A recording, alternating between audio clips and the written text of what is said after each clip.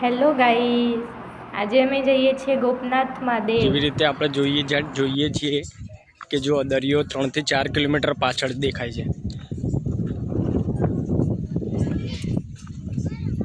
3-4 kilometre પાછળ કહેવામાં આવે છે કે 3 થી 4 વાગ્યાની આસપાસ દરિયો આગળ આવી જાય છે। હવે આપણે એ જ રાહ જોઈને બેઠા છીએ કે દરિયો કેવી રીતે આગળ આવે છે। જો ગાઈસ, દરિયો તો દૂર છે, 4 વાગે અહીંયા નજીક આવશે, ત્યાં સુધી અમે બધા આરામ કરીએ છીએ।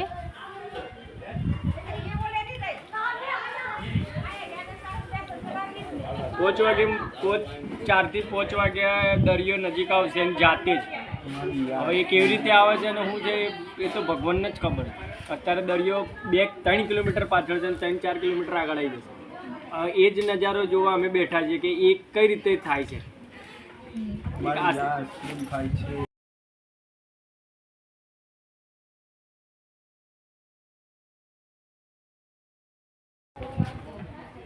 આ જુઓ ગાઈસ, નાળિયેરનું પેલી શું કહેવાય, મલાઈ ખાય છે એકલા એકલા।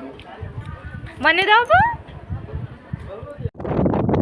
જો ગાઈસ, આપણે આગળના વિડીયોમાં જોયું ત્યારે દરિયો પાછળ હતો, એ વખતે 2 વાગ્યા હતા, અત્યારે 4 વાગ્યા છે અને દરિયો ઓટોમેટિક આગળ આવી ગયો છે, જે જોઈ શકીએ છીએ આપણે।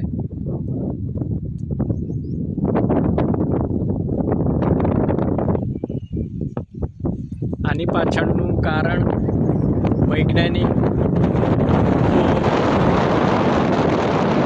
સાયન્સ રિલેટેડ વાત કરું છું ત્યારે અહીંયાના સ્થાનિક જે લોકો છે એ ભગવાનને ચરણ સ્પર્શ કરવા આવે।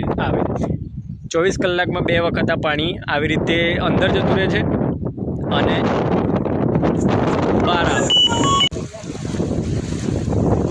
જો ગાઈસ, દરિયો એકદમ નજીક આવી ગયો છે।